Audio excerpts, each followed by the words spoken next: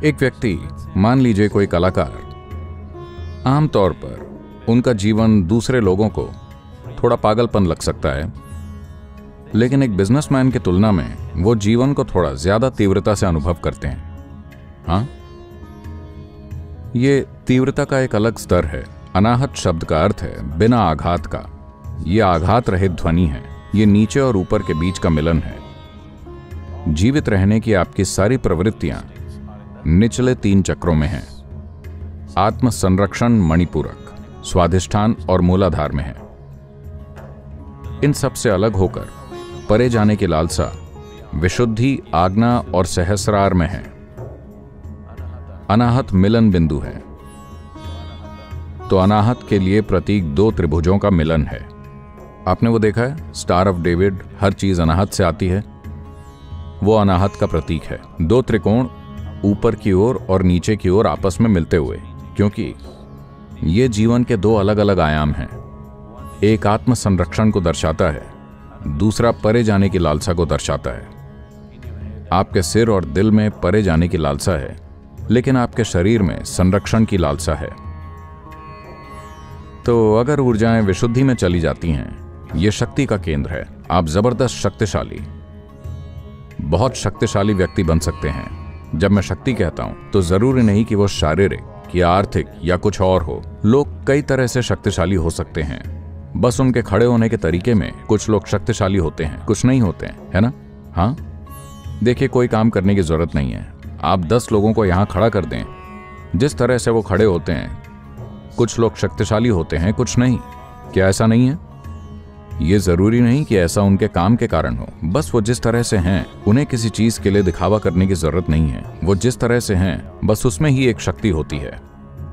अगर आपकी ऊर्जा आज्ञा में पहुंच जाती है तो आपको बौद्धिक रूप से बोध प्राप्त हो जाता है। आप चीजों को स्पष्ट देख पाते हैं। आप हर चीज को उसी तरह देखते हैं जैसी वो है। एक बार जब आप हर चीज को उसी तरह देखना शुरू करते हैं जैसी वो है, तो आप शांति में होते हैं। तो आज्ञा को तीसरी आंख कहा जाता है, क्योंकि आप चीजों को उसी तरह देखते हैं जैसी वो हैं।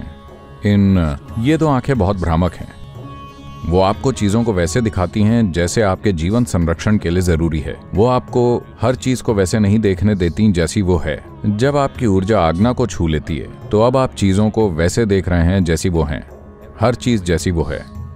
अब इसीलिए इसे तीसरी आंख कहा जाता है।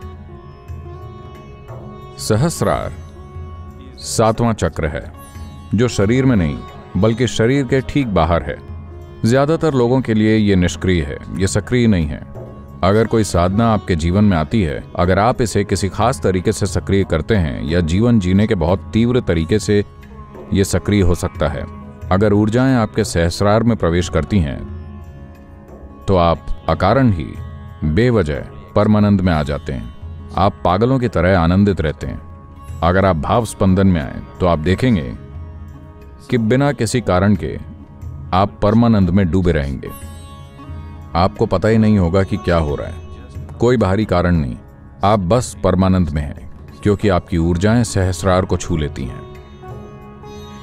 From Mooladhara to Agna, there are many pathways as to how to get there, any number of methods and teachings as to how to reach there. मूलाधार से आज्ञा तक पहुंचने के कई मार्ग हैं, कई तरीके और शिक्षाएं हैं कि वहां तक कैसे पहुंचें। आज्ञा से सहस्रार तक कोई मार्ग नहीं है। अगर आप आज्ञा से सहस्रार तक जाना चाहते हैं, चूंकि कोई मार्ग नहीं है, तो इसीलिए बहुत से लोगों ने प्रचार कर रखा है कि पाने के लिए सर्वोच्च चीज शांति है, क्योंकि वो यहां अटक गए हैं।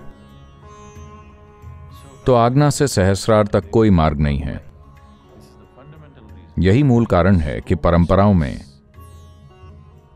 गुरु पर इतना जोर दिया जाता है, क्योंकि अगर आपको छलांग लगानी है, मान लीजिए यहां एक अंधेरा गड्ढा है, अगर आपको उसमें बस कूदना है, तो आपको या तो पूरी तरह से पागल होना चाहिए, या आपके पास असाधारण किस्म का साहस होना चाहिए, या आपको किसी पर इतना भरोसा होना चाहिए कि अगर वो कहे कूदो, तो आप बिना किसी समस्या के कूद जाएंगे, वरना कोई संभावना नहीं है ना?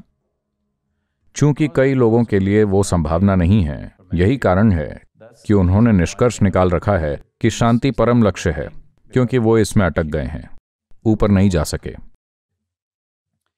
इसे एक आंख के रूप में देखना सिर्फ इसलिए है क्योंकि कुछ कुछ पद्धतियों, अभ्यास की कुछ पद्धतियों ने इसकी पूरी एक छवि बना डाली है। ये छवियां सिर्फ कागज पर नहीं बनाई गई थीं, उन्होंने इसके रूप स्थापित किए। यह अपने आप में एक पूरा विज्ञान है। भारत में इसे प्राण प्रतिष्ठा का विज्ञान कहा जाता है। योग परंपराओं में प्राण प्रतिष्ठा के इस विज्ञान को ऐसी ऊंचाइयों तक ले जाया जा सकता है कि आप जो भी रूप चाहें उसे प्राण प्रतिष्ठित कर सकते हैं और वास्तविकता बना सकते हैं। अभी मान लीजिए कि मैं एक भयंकर ड्रैगन स्थापित करना चाहता हूं ऊर्जा के लिहाज से।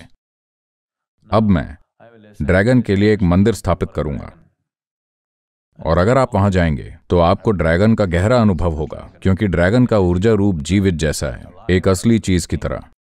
क्योंकि प्राण प्रतिष्ठा का यह विज्ञान ऐसा है कि आप जिस भी रूप में चाहें उसे प्रतिष्ठित कर सकते हैं और ऊर्जा को वो रूप धारण करा सकते हैं।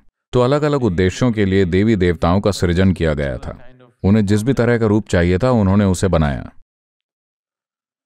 तो इस तरह लोगों ने साधना के लिए अलग अलग तरह की कई छवियां बनाई ताकि लोग उसका इस्तेमाल कर सकें। ऐसा नहीं है कि आपके पास भी उसी तरह की एक है, लेकिन इसे कई परंपराओं में स्थापित किया गया है। तीसरी आंख को एक ऊर्जा रूप में विस्तृत रूप से स्थापित किया गया है। अगर कहीं पर आप इसके संपर्क में आ जाते हैं तो शायद आपको यह दिखने लगे। लेकिन ये दो अलग अलग तरह के योग हैं। एक है दायां हाथ योग और दूसरा बायां हाथ योग। दाएं हाथ योग में कोई कल्पना नहीं होती।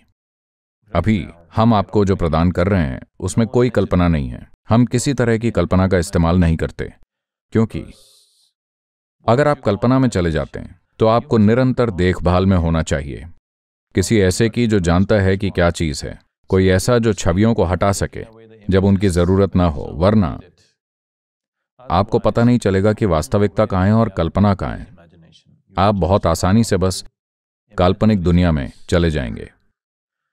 तो यहां हम प्रज्ञा मार्ग का उपयोग कर रहे हैं, जहां कोई कल्पना नहीं है, बिल्कुल भी कल्पना नहीं है। बस खुद का उपयोग करें विकास के लिए।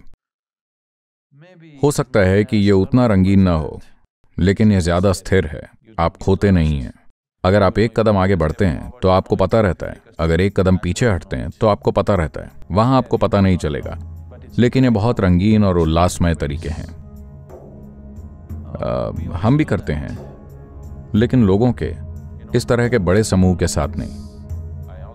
मैं भी उस तरह की चीजें करता हूं, लेकिन लोगों के बड़े समूह के साथ नहीं, क्योंकि लोग बहुत आसानी से काल्पनिक दुनिया में चले जाएंगे।